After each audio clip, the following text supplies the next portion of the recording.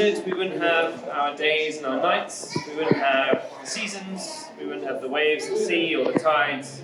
Okay, so it's really important that everything stays in balance. So we're going to start off with something that I think we're all quite familiar with. What is this, everyone? Earth. Exactly. Now, my Earth today is a slightly deflated beach ball. But what is the Earth really? It's a planet. Yes, nice. Well, how many planets do we have in our solar system? Yeah? 8. Fantastic. Now, which one are we from the sun? Are we the closest one to the sun? Third one, yes. We're the third from the sun. We're just the right distance away from the sun. And it's not too hot and not too cold. And we have lots of liquid water, which we think is the most important thing for life. So far, we think we are the only planet in the whole universe with life. So we're very lucky to be. Okay, so this is our Earth today. Now, next up, I think it's the most important thing in the solar system. It's definitely the biggest thing in the solar system. Yeah, the sun. What is the sun, everyone? It's a star. Yes. It's just the same as all the other stars in the night sky. Okay? It just feels a lot bigger because it's a lot closer. But really, it's a very medium-sized star. Now, a star is basically a big ball of burning gas. Lots of hydrogen gas smashing together and creating helium. And in that reaction, it gives us so much heat and energy. Now, the sun is really big. It's about 100 times bigger than the Earth. So in this scale, it would be about the size of the London Eye. Okay? And in West London, the other side of London. So really far away, really big. Obviously, for demonstration purposes, I'm not going to recreate the moon in this room. That's not right. So I'm just going to use this. Great. So we've got the lamp, we've got the sun, we've got the Earth. Now the third and final thing is...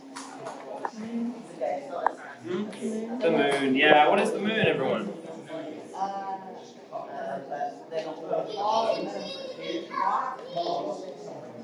Yes, a rock orbiting the Earth. It's our natural satellite. It's not the only moon in the solar system. Saturn has over 290 moons. Okay, Jupiter has almost 100 moons. We just have the one, but it is a very important one.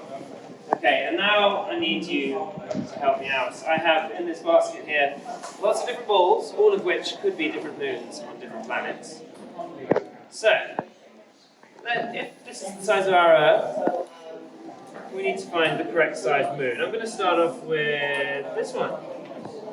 Is this the right size? No. Do you think it's bigger? No. Or smaller? Smaller. Smaller than this? You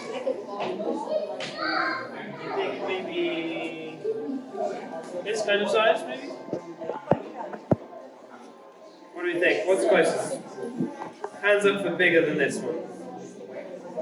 Hands up for smaller than this one. Okay, well, I think it is actually bigger. Okay, we're going to jump up a bit. It's bigger than you might think.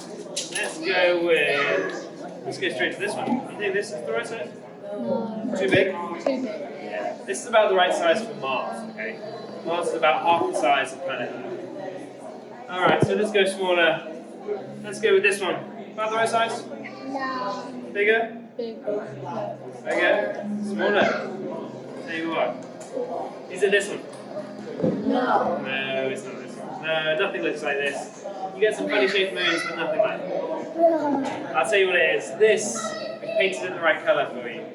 This is the correct size moon for this Earth. Okay. Which makes it a really big moon. It's about a quarter of the size of Earth. Okay.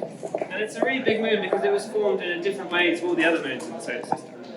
Basically, when the Earth was really young, an asteroid the size of Mars smashed into it. Okay, and all the debris that came out of that collision came together to create the moon. Now, all the other moons in the solar system came from the beginning of the universe, but there were still lots of bits flying around. So that's why we've got a really large moon. And it's quite far away. It's 400,000 kilometers away. So you can actually fit all of the planets in our solar system in the space between the Earth and the Moon. Pretty far away, but just the right distance that everything is in perfect balance. Great, so we've got our Earth, we've got our Moon, and our Sun. Now we need to put it all together. So I need a couple of volunteers. We've Yes, do you want to jump up, sir? Fantastic. Do you want to be our moon? Yes, thank you. What's your name? Henry. Thank you, Henry. I'm going to have any grown-ups want to get up? Any kids want to volunteer their grown-ups, even better. Yes, do you want to come up? It's okay. Yeah, you can. Do you want to go up? You can be up. Yeah, come on. Excellent. Alright, you can be alright. What's your name, sir? Harvey. And where's my moon? Come on up here. Was it Harry, yes? Henry, sorry. Henry and Harvey, excellent. So, I'm going to start with Harvey. If you stand on the spot here. Great. Now, can I ask you to shuffle back a little bit? Okay. Don't want you to get run over by the moon. Okay. So Harvey, now an important thing is that the Earth moves around the Sun, but I won't ask Harvey to walk around the whole gallery. So instead, Harvey, if you just start marching on the spot as you are. Excellent. Yep, perfect, perfect. And as you're doing that, if you can try and spin the Earth either in your hands, just like this, or if that's too difficult, yeah, that works. Yeah, or maybe top and bottom even. Like one hand on the top and one on the bottom, you can spin like that. That might be easier. Yeah, perfect. Okay. So now we're spinning, so we're getting the days and the nights. Over here, away from the sun, we're in the dark, it's nighttime. And then we're spinning into the daytime over here. Excellent. So we've got that, and I'll come back to you in a moment. Now, up to you, Henry? Henry. Great. Start to orbit the Earth this way around. You coming this way? Yeah. This way? Oh wait, yeah. This way around. Great. Come. Yeah. Great. Alright, so now the moon is going around the Earth. Excellent. As the moon goes around the Earth, different parts of it are being lit up by the sun and then reflecting back to us. Okay, but the moon actually has slightly funny orbits. It's both elliptical, meaning it's not a perfect circle, and it goes up and down. So, this time, if you go low here, yeah, good. And then up here you go as high as you can. Great. Okay, so that's just the moon going slightly wobbly as it goes around the Earth.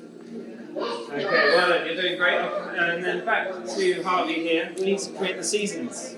Now, we get the seasons by the tilt of the Earth. So I hope you're good at your angles, Harvey. I need you to tilt at exactly 23.4 degrees. Yeah. That's pretty good. Yeah, we'll maybe a touch more. Yeah, nice. Okay, so Harvey's tilted us at 23.4 degrees in a way that us in the northern hemisphere are in the winter time. Okay, so we just do a pause here. We see that the way it's tilted, I'll give a bit more of a tilt. This southern hemisphere here is receiving a more direct, concentrated sunlight than us here in the northern hemisphere. So that's why it's summer here, winter here. 6 months later, it'll go woo, around the other sun, and then we'll be in the summertime. Excellent. Okay, let's put it all together. We've got marching on the spot, we've got a tilt, we've got a spin, and we've got the moon going around as well. Excellent. Okay, nice big round of applause there. You guys are great. Thank you so much. Right, let's have a drum roll for this. Let's have a drum roll. Ta-da! Okay. So this, everyone, is called a telarium. Anyone seen one of these before? Yeah? Alright. It's basically a smaller version of what Harvey and Henry were just doing. So when I spin this, you see that all three things working together. So shout out for me, please. What's this? And this? And this? Excellent. Okay, but the model's not quite right, alright? Everything's a bit small. Now, if the Earth and the Moon are about the right size, the Sun needs to be about the size of this room. Okay, the Sun is really big. And it would also be at the top of the hill at the Royal Observatory, very far away. And the Moon also would be about this far away as well. Okay. So, now you can see that the Earth is spinning around on its axis. How long does it take for the Earth to do one rotation on itself? 23 hours. No, 24 hours and or like 22 hours and 56. Nice. Yeah, or 24 hours. We'll keep it easy, nice and straight. 24 hours for the Earth to spin around. But nice. I love that you know the exact number. That's great. Okay. So 24 hours for the Earth to go from daytime to nighttime and back to day again. Excellent. And at the same time, the Moon is going around the Earth. I don't know how long that takes. How long does it take for the Moon to go around? Yeah, about a month, about 28 days for the Moon to do one rotation around the Earth. So each of these phases here, we get these phases depending on where the Moon is around the Earth. Okay? And we get these once every month, just about. Okay. And now at the same time, the Earth is going all the way around the Sun. How long does that take for the Earth to do one full rotation around the Sun? 365 and something days. Point something days. More accurate, it's like 465. Wow, that's great. I love that. But yes, 365 and a quarter days. And that quarter is quite important, and that's why we have a leap year. Every 4 years, we choose to add an extra day to the calendar. If we didn't do that over time, July would be in the winter. Okay? It would be changing because the Earth would be in the wrong place. Okay? Excellent. But there's also one thing wrong about this model, and that's that the Moon is going around in a very flat orbit. Do you remember how Henry was orbiting? He was going up and down.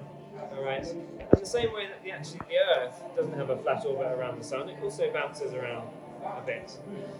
So, very occasionally, they all do line up perfectly. Something like this. Anyone know what that would be? If everything lined up in a straight line. Yes, this is where a solar eclipse happens.